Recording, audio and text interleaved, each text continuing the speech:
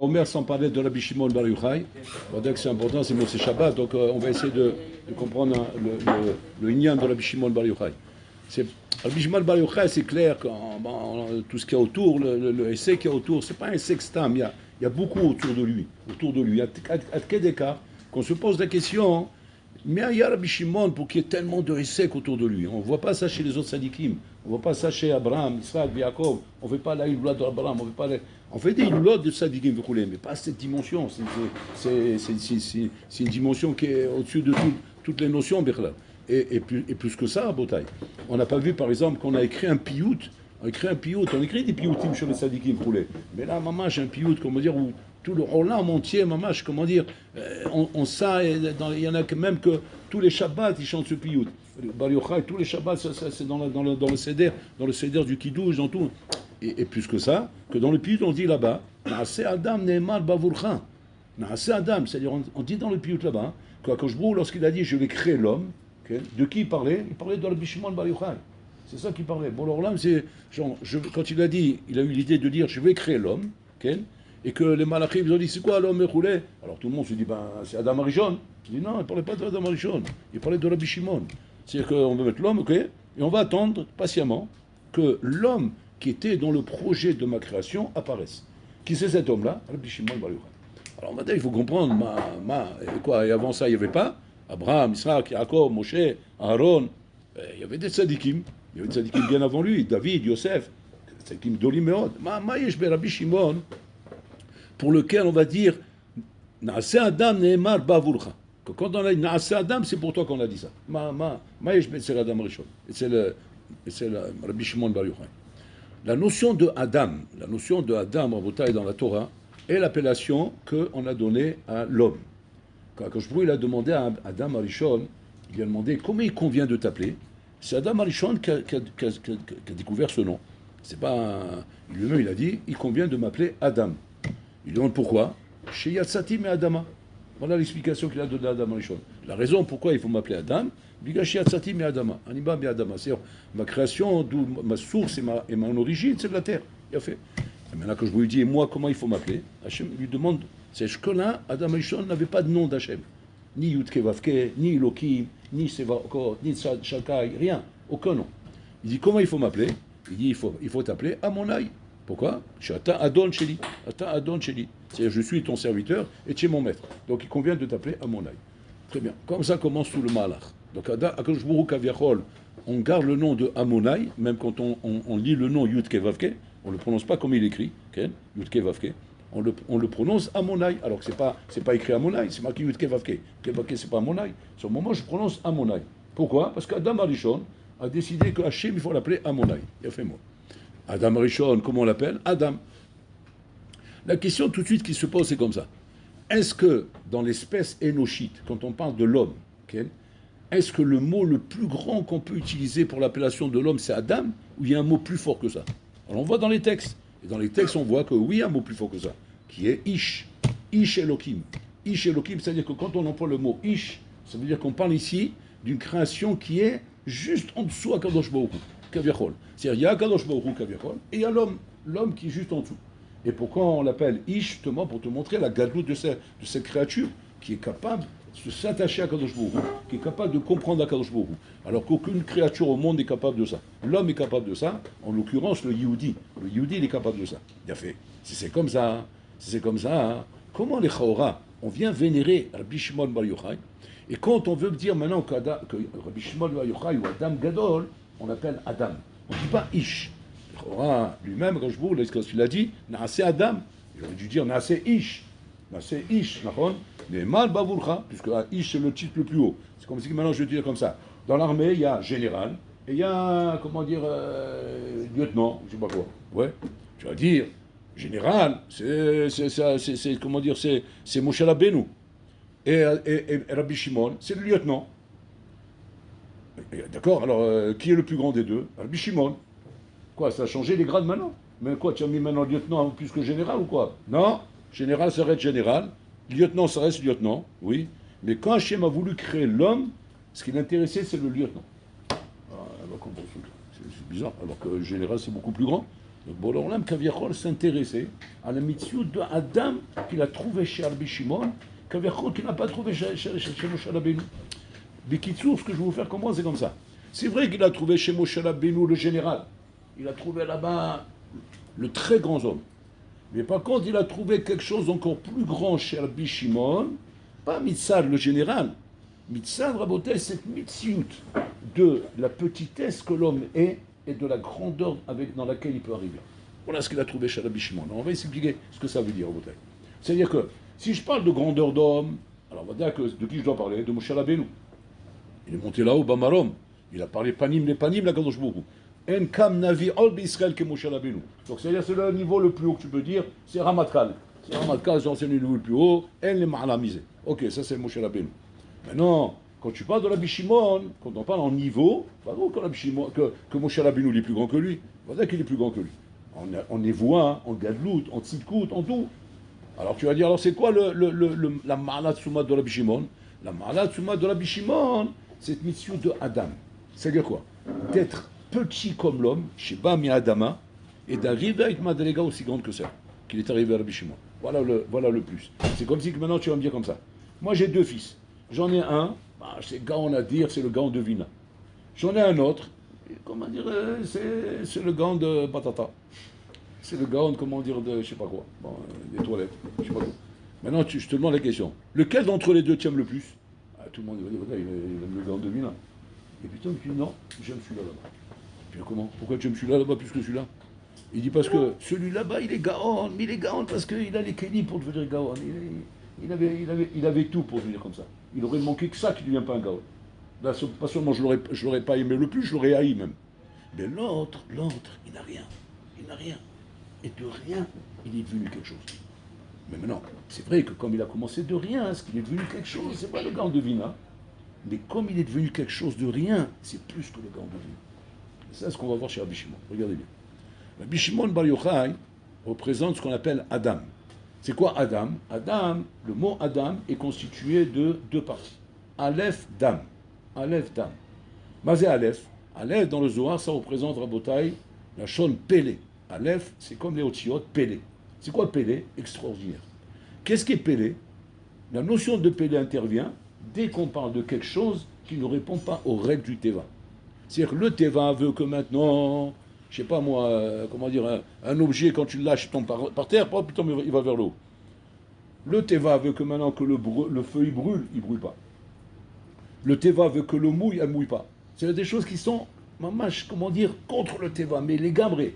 Et tu peux même pas expliquer à Teva comment cette chose-là a pu se passer. Tant que tu peux expliquer à Teva que la chose s'est passée, ça peut être un S, mais c'est pas Pélé.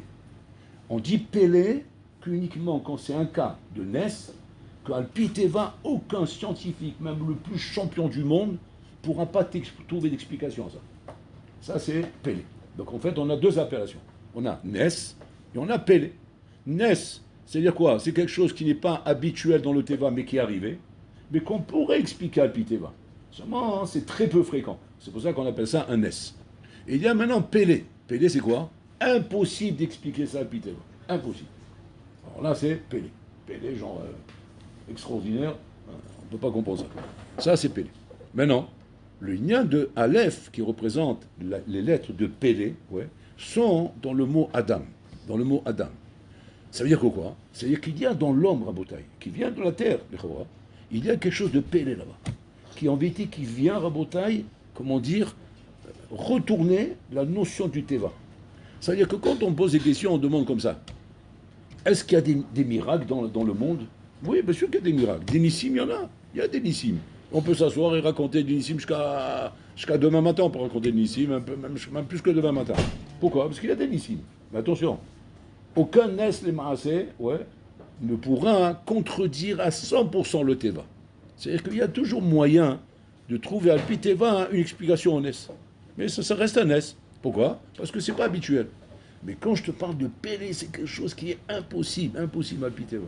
Ça veut dire quoi? Qu'il y a dans la mitzvah de l'homme, de Adam, un Pélé qui est impossible d'expliquer à Teva. Je peux te prendre maintenant le bonhomme, le docteur scientifique le plus calé du monde, ça il va caler. Lui il va caler parce qu'il ne pourra pas t'expliquer ça. C'est quoi le Pélé qu'il y a chez l'homme? Ben, c'est ce qu'on fait dans le Moussar à Bracha, au Mafri la Asot. Au Mafri la Asot. Là-bas, le tour, il explique là-bas, c'est quoi le Pélé la Asot? Ma Pélé Shadam, je sais pas chaud, on a pris un corps humain. Un corps humain, comment dire, c'est de la matière. C'est de la matière, c'est des os et du sang et des nerfs et de la chair. C'est la chair. Ce corps humain-là, bon, alors là, il a rentré une neshama à l'intérieur. Et cette neshama à l'intérieur, comment dire, vit à l'intérieur de ce corps humain. Pélé Play. Vous voulez comprendre c'est quoi le pélé? Je vais vous donner un exemple, comme ça vous allez tout de suite comprendre. Prends une marmite, va demander à la Hal qui t'a mis une marmite. Tu prends une marmite, oui. Et maintenant, je vais faire le pareil avec toi, que je vais te rentrer un passouk dans la marmite. Ouais.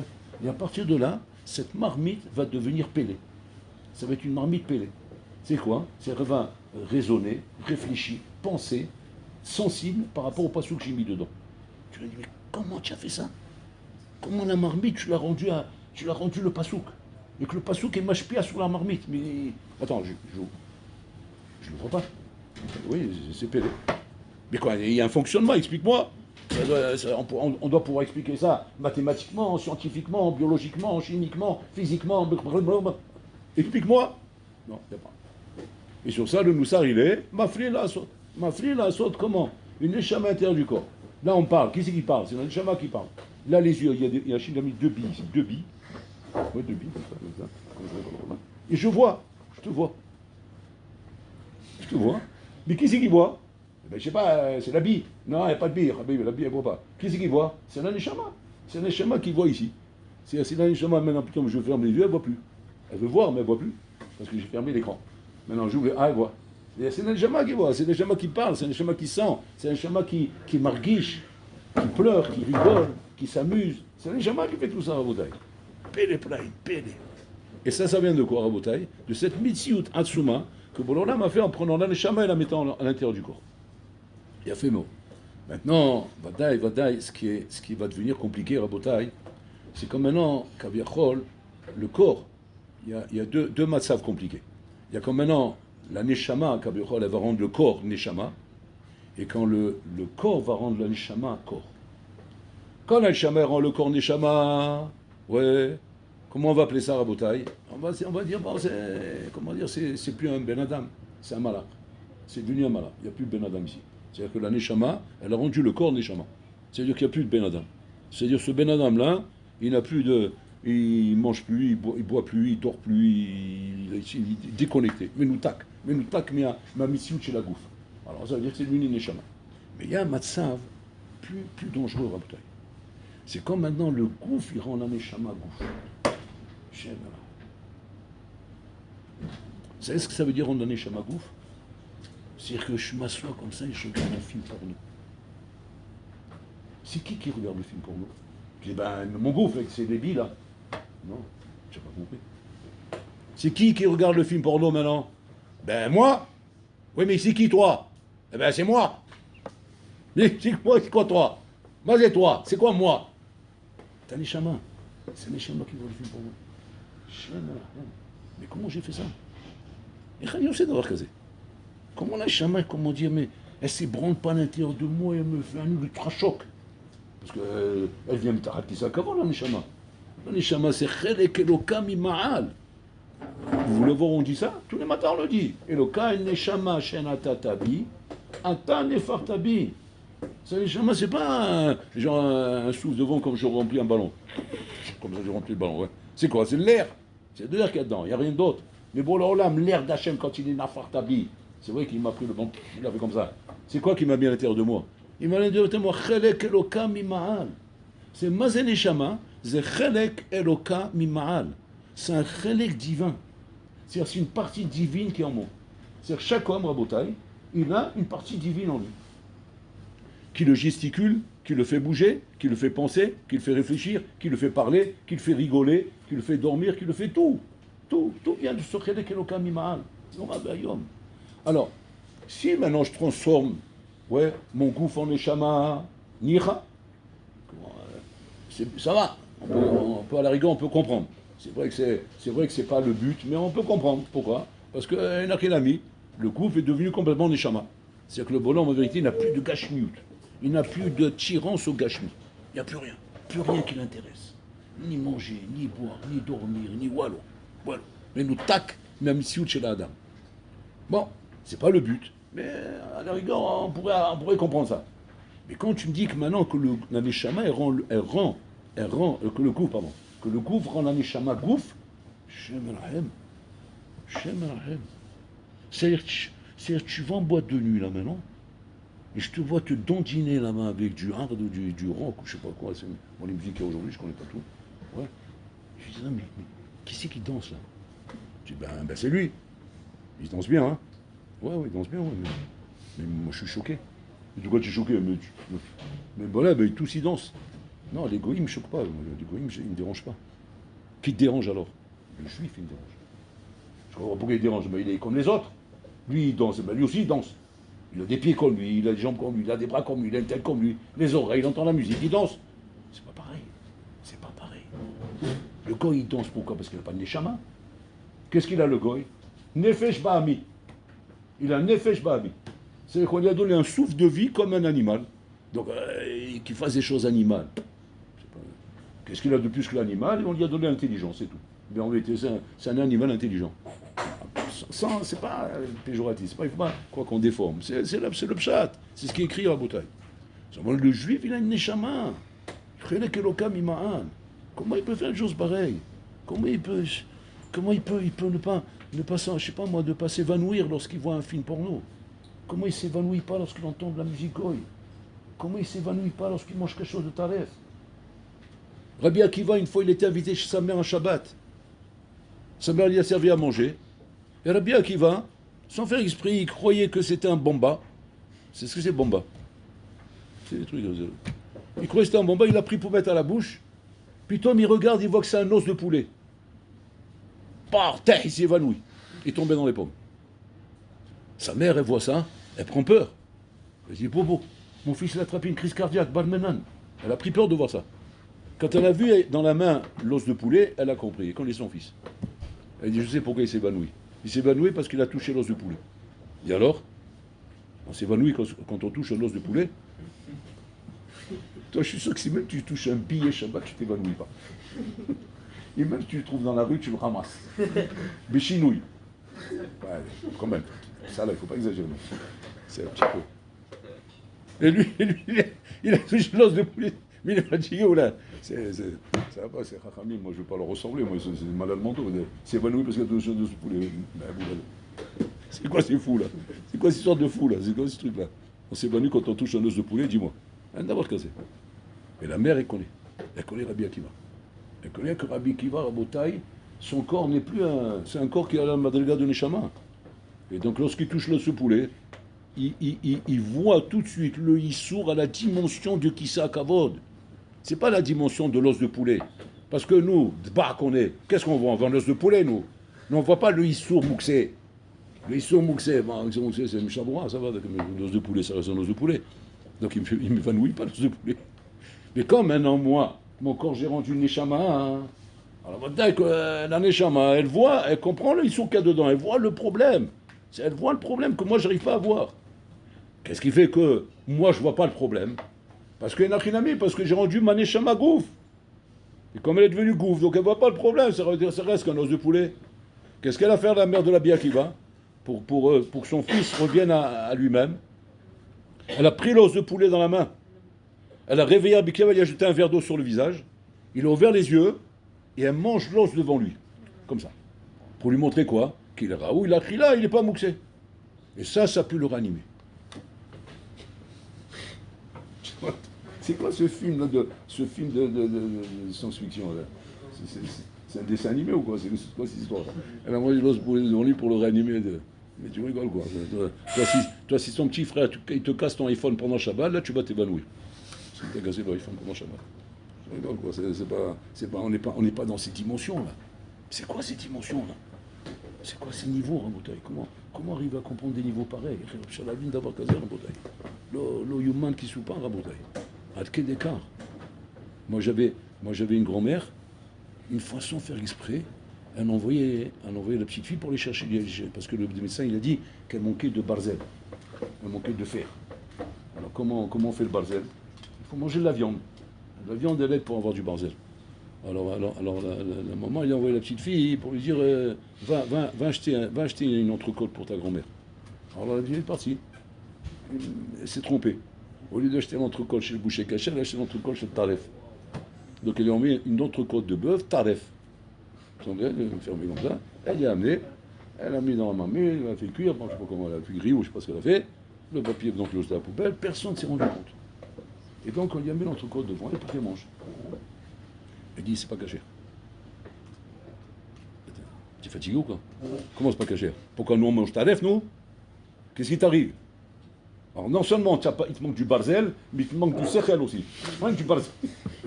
C'est vrai, tu vois pas. Tu rigoles quoi? Comment c'est pas bien? Je veux dire c'est cachère. On mange cachère, nous, on mange pas taref. Elle dit je sais, vous mangez cachère, mais ce morceau il est taref. Je dis, mais bon, Chérola, mais comment tu dis qu'il est taref? Alors la maman elle s'est dit, elle me dit amène le papier. Elle amène le papier de la boucherie. Chez Michmo. Viens ici toi. Où tu as acheté le morceau? Mais j'ai acheté le boucher. Quel boucher? Celui-là. Mais tu vois, c'est ta rêve, Ras Shalom. Wow, qu'est-ce qu'on allait faire, les manger? Mais elle ne peut pas le manger. Nous, on l'aurait mangé, on serait. Ah, elle était bonne l'entrecôte, hein. C'est pas comme d'habitude. Ah, maintenant, il faut aller dorénavant dans ce boucher-là. Parce que c'est là-bas que l'entrecôte, elle est bonne. Mais là, c'est Michement, on dirait la semelle là-bas quand on mange ici. Il a sorti l'entrecôte comme il faut. Lui, pourquoi il ne peut pas la manger? Parce qu'il a rendu une achilami rabotage son gouffre Neshama. C'est-à-dire que, normalement, le Ben Adam Rabotai, il est censé, quand Hachem lui a mis sa Neshama dans son corps, de donner à la Neshama, pas toute la maîtrise sur le corps, il chlotte à la gouffre. Et ce que la Neshama Rabotai n'aime pas, ton gouffre ne doit pas l'aimer. Parce que si jamais tu arrives à aimer des choses que la Neshama n'aime pas, eh bien, comme tu as la Bechira, tu vas rendre ta Neshama un gouffre. Et ça ne te dérangera plus après d'être dans une boîte de nuit, d'embrasser une Goya. Ça ne va pas te déranger d'embrasser une Goya. Ça ne va pas t'empêcher de te marier avec elle. Mais tu vois pas le démon? Tu vois pas le diable qu'il y a devant? Non, elle est jolie. Elle est même plus jolie qu'une juive. Elle est blonde aux yeux bleus. Elle fait le cafard, les brunes aux yeux noirs. Bon, elle est belle parce que les juives elles sont belles. Mais elle est blonde. Blonde aux yeux, c'est plus joli, non? C'est pas plus joli, blond aux yeux bleus. Mais il ne voit pas. Il ne voit pas le démon devant lui. Pourquoi il ne voit pas? Parce que Pachout, sa Neshama est devenu un gouffre. Et comme sa Neshama est devenu un gouffre, il ne voit plus le problème. Il ne comprend même pas. Pour ça qu'à la rigueur, il faut prier pour lui et que Hachem lui envoie les mains parce qu'il n'a plus de Neshama. Il ne reste plus de Neshama à l'intérieur pour voir le problème qu'il y a devant lui. Et quand tu essaies de lui faire comprendre le problème, c'est comme tu veux faire comprendre à un fou de Kfar Shaouli le problème qu'il a de vouloir se suicider. Il rêve de suicider là-haut. Il rêve. Et maintenant, les chômeurs là-bas, ils passent leur temps à le surveiller. Ils font des tours en août pour le surveiller. Maintenant, un là-bas, il est venu. Il a dit attends, il en a marre de surveiller comme ça. On va lui expliquer qu'il ne faut pas se suicider. Jusqu'à qu'à la fin, il a convaincu à lui de se suicider. Ils sont suicidés tous les danseurs. Tu ne peux pas convaincre un bonhomme pareil. C'est un mamoul. Qui tu vas convaincre un bonhomme pareil? C'est un fou. Un fou. Tu parles d'un fou. Malasot. C'est pareil ici à Boutaï. C'est que le bonhomme, nous, on croit que non, c'est la Bechira. Parce qu'on veut que c'est un choix, et moi j'ai fait un choix de marier avec la Goya, moi je veux marier avec une juive. C'est pas ça le pshat. Le pshat, c'est pas ça. Le pshat, c'est qu'en vérité, tu as, Pachout, atrophié ta neshama. Et plus tu vas t'accoutumer au mal, parce que malheureusement on s'accoutume au mal, et on fréquente le mal. Plus tu vas t'accoutumer au mal, et plus tu vas faire descendre ta neshama. Et ta neshama à tel point qu'elle va devenir un gouffre. Ça va devenir un gouffre et elle va même plus être allergique aux averot et au mal et aux choses comme ça. Ça va même plus te déranger à la rigueur. Ça va même plus être dérangé par ça, Le Rav Esraïm s'est marié que quand il est devenu vieux, et qu'il a commencé à se rendre compte qu'il oubliait. Il oubliait la Torah. Il n'arrivait pas à se rappeler. Il oubliait souvent. Et il a eu peur d'une chose. Une chose, il a fait peur. C'est quoi? À la chot la shonara. Il s'est dit, waouh. Le reste, bon, plus ou moins, on peut me faire. Mais là, bon, toute ma vie, je me suis tué pour la shonara. Maintenant, j'ai oublié la lachot. Ça y est. Quoi, les années qui me restent à vivre, je vais transgresser tout ce que j'ai fait. J'ai pas fait toute ma vie. Je vais transgresser dans les quelques années qui me restent la shonara. Il a pris peur pour ça, le Rav Esraïm. Jusqu'à qu'un jour, et ça l'a rassuré. Il est venu un bonhomme, un juif, il a commencé à lui parler la shonara. Et tout de suite, il a eu très mal à l'oreille. Très mal. Aïe. Et là, il a compris, il disait la shonara. Et l'autre, il a été étonné parce qu'il savait qu'il oubliait. Il dit, il faut gâteau, gros arabe. Il était content quelque part, il s'est rétabli, il dit, je sais pas.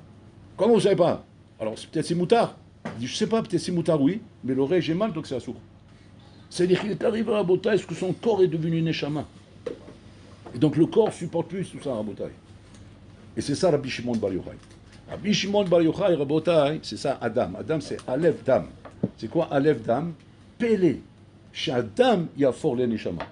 Où se trouve la neshama? Dans le sang. Adam ou un nefesh. C'est là-bas que se trouve la neshama. Dans le sang. Elle coule dans les veines. Elle se balade dans les veines là-bas, elle donne l'énergie aux yeux de voir, aux oreilles, etc. Par le sang qui circule, Rabotai. Mais c'est quoi ce dame-là? Ce dame qui est un liquide rouge, Rabotai, qui est en vérité, comment dire, le liquide dans lequel un neshama est imprégné. Et que par cette présence de neshama dans ce liquide-là, elle est censée te donner tout ce croire et cette énergie rouhanite. C'est pélé play. Pélé, c'est pélé. C'est-à-dire que si tu demandes d'avoir des miracles, et tu t'étonnes que tu ne vois pas de miracle, oui, rien qu'essayer de réfléchir sur le Ben Adam, et tu vas voir c'est quoi les miracles là-bas. Là-bas, tu dois comprendre déjà le miracle qu'il y a là-bas. Et quand tu vois ça, hein, maintenant, Rabbi Shimon Bar Yochai, écoutez bien. Moshe Rabbeinu, il a descendu la Torah dans ce monde. Tant que Moshe Rabbeinu n'avait pas descendu la Torah dans le monde, aucun homme sur la terre ne pouvait comprendre l'hébreu.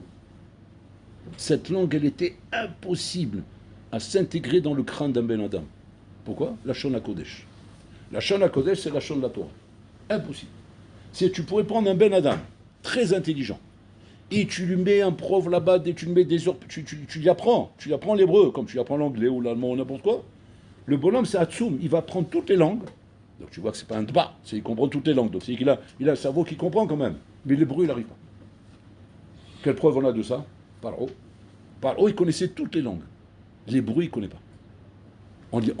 Il a dit à Yosef Hatzadik, fais attention Yosef Hatzadik, si jamais tu dévoiles que tu connais une langue de plus que moi, je te coupe la tête. Pourquoi? Parce qu'il savait que si jamais les Égyptiens vont savoir que Yosef Hatzadik connaît une langue de plus que lui, ils enlèvent Paro, ils le mettent dans la poubelle et mettent Yosef à la place. Pourquoi? Parce qu'il est plus haram, donc il connaît plus de langues. Il connaissait autant, toutes les langues, 70 langues, l'hébreu il n'arrive pas. Il a demandé à Yosef, apprends-moi l'hébreu. Impossible. Il ne s'est pas répété. Et après que la Torah était donnée, tout homme est capable de parler l'hébreu. Tu vois des goïms parler l'hébreu. Tu dirais, bon, mais quoi, ils sont plus haram que Paro? Non.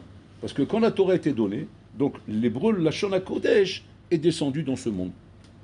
Avant ça, c'était des bodédim, comme Abraham, Israël, Yaakov, que eux, ils étaient dans ce monde. Dans ce monde, on ne peut pas prendre l'hébreu, mais eux, ils étaient connectés là-haut. Donc pour ça, ils ont appris l'hébreu. Mais à partir de Matan Torah, la Shon HaKodesh peut s'apprendre. Donc vous voyez de là que la Shon HaKodesh, c'est pas Stam, c'est la Shon HaKodesh. C'est le langage de la Neshama. C'est comme c'est le langage dont on parle là-haut. Donc la Neshama, quand on entend la Shon HaKodesh, elle est contente, la Neshama. Stam, comme ça, il y en a qui disent qu'il faut s'efforcer de parler en hébreu, pas parler en français. Bon, mais non, on est de l'oreille, sinon on ne se comprend pas. On parle en français. Mais il faut parler en hébreu, c'est très important. L'hébreu, c'est la Shon HaKodesh. Et à partir de Matan Torah, la Shon HaKodesh, il est répandu dans le monde. Si c'est comme ça, on pose la question. Alors c'est Moshe Rabbeinu, l'homme le plus grand, puisque lui, il a descendu la Torah dans ce monde. C'est vrai qu'il a descendu la Torah dans ce monde, mais il n'a pas descendu ce que Rabbi Shimon Bar Yochai a descendu. Qu'est-ce qu'il a fait de plus, Rabbi Shimon, que Moshe Rabbeinu n'a pas fait? C'est que lui, il a fait le Adam. Mazé le Adam. Il a réussi Rabotai, par le Sod, par le Zohar, toute la Kabbalah, etc., d'arriver à promettre dans ce monde que même quand on arrivera à Bigva des Mashiach, quand on arrivera à Rabotai, à l'époque du Mashiach, notre époque à nous, Rabotai, où on sera tous des Mongols. Tous des Mongols. C'est-à-dire qu'il n'y aura plus de valeur, il n'y aura plus de Shamaïm, il n'y aura plus de Gdusha, il n'y a plus rien, Rabotai, il n'y aura plus rien. Pour ça, je vous dis, le Pélé, c'est de vous voir à vous.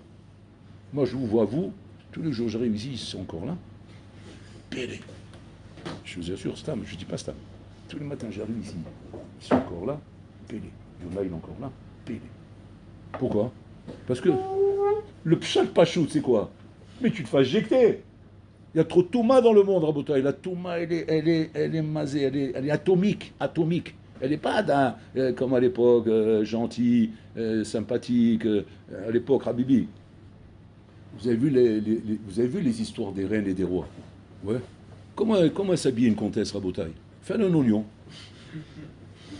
Pour la mettre à poil, il faut au moins 3 heures. Tu te rends compte? Imagine qu'elle change la vie entre-temps. Aujourd'hui, c'est tchic-tchac. Donc, dès que c'est bon, elle ne peut plus changer d'avis parce que c'est fini. Comment c'est fini? Eh ben ouais, c'est fini, ça y est, on a fini. Mais on n'a même pas quoi. Ben ouais, ça va vite. Il n'y a rien. Il n'y a rien à enlever, donc ça va très vite. Mais là-bas, ça fait le bis, c'est un oignon là-bas. Elle avait au moins, je sais pas moi, elle avait au moins 10 dessous, 10 milieux, 10 dessus, et 10 dessus, 2 dessus, et 40 dessus, 2 dessus, 2 dessus.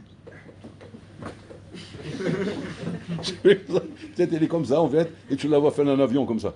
Un avion comme ça, avec des roues comme ça, en train de tourner dans tous les sens comme ça. Tu sais faire de. Shmirat Nigia, c'est naturel. On ne pas Shmirat Nigia. C'est de latin, je ne peux pas latin. C'était l'époque d'avant, Rabotai. Ça, c'est l'égoïme.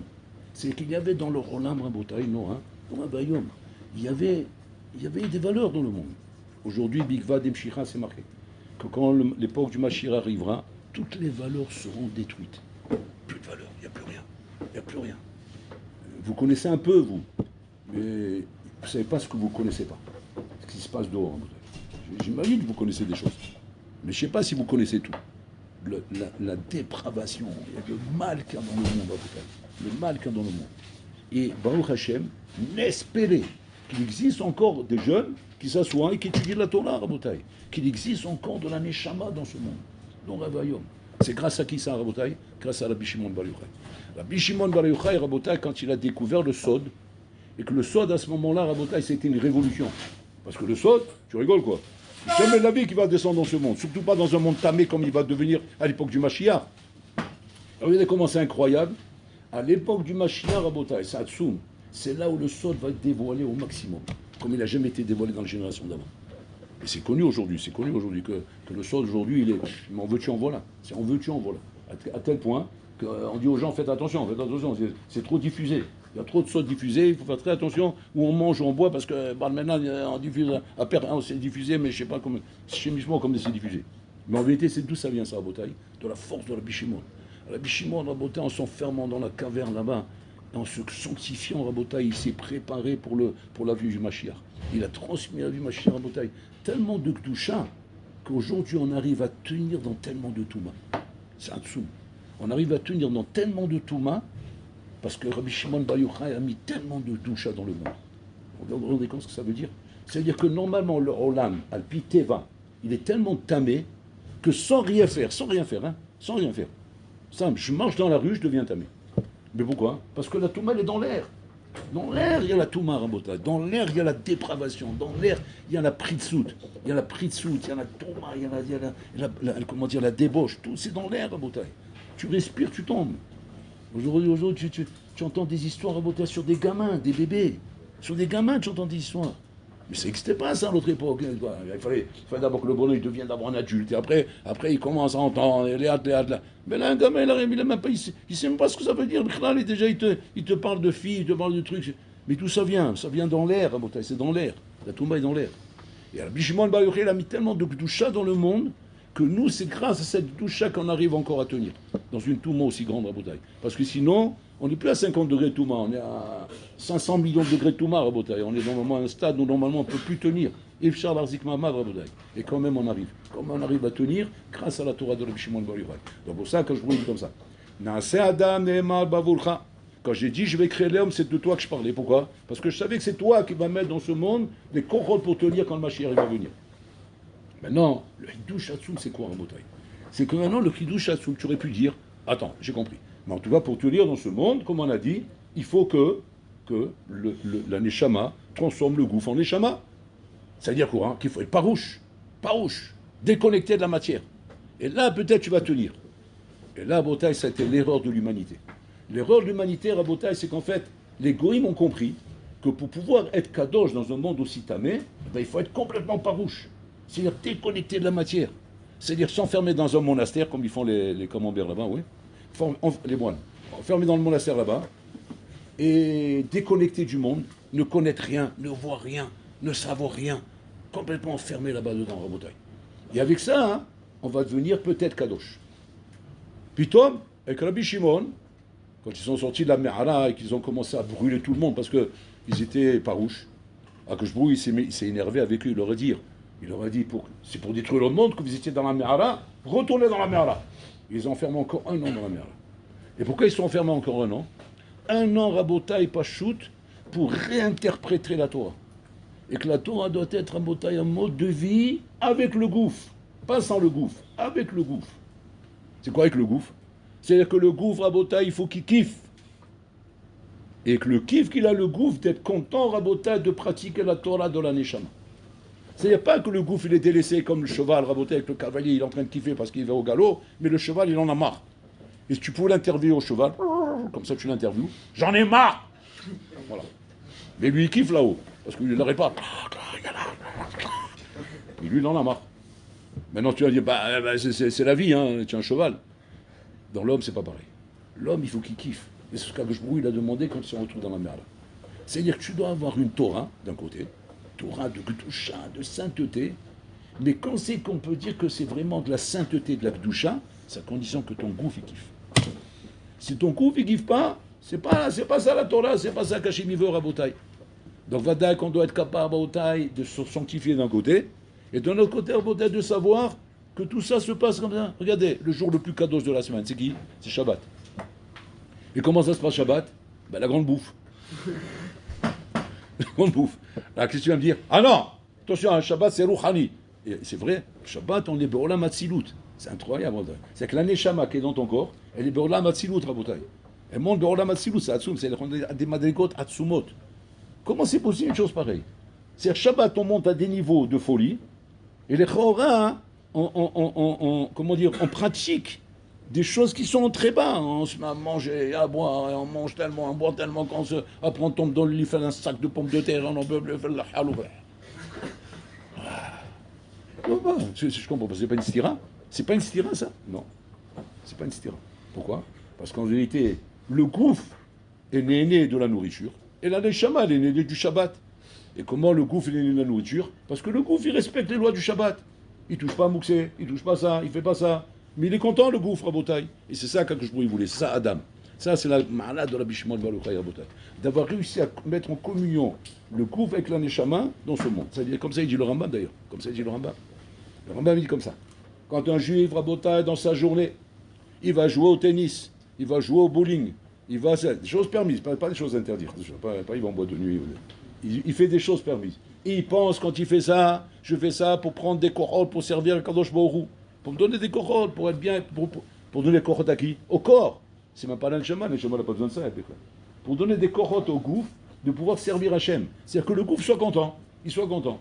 Il dit, le Rambam là-bas, il dit, Areze Oved et Hachem.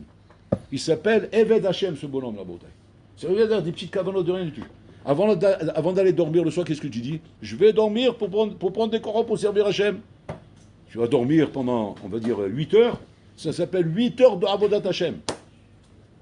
Tu n'as pas dit ça, tu es parti dormir comme un Ahmar. Ouais. C'est 8 heures de Bitul Torah. Comme ça, il dit le mairie. Ça fait peur.